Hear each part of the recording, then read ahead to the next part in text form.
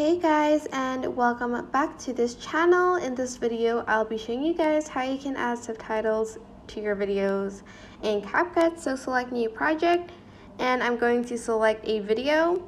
Then I'm going to press add, select the video, and select extract audio.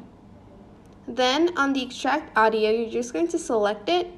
After that, you are going to, you're going to go to text, and then you are going to select auto captions, and then choose original sound, and then press continue.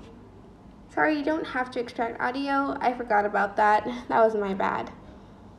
And it will create the subtitles for you. You can edit it here, batch edit.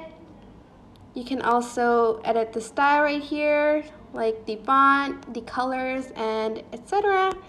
And that's pretty much how you can add subtitles in Capcut. I hope this tutorial was helpful for you guys. Don't forget to like, comment, share, and also subscribe to this channel if you haven't done that. If you have any questions, just leave it in the comment section down below, and I will try my best to answer them all. Thank you so much for watching. Bye!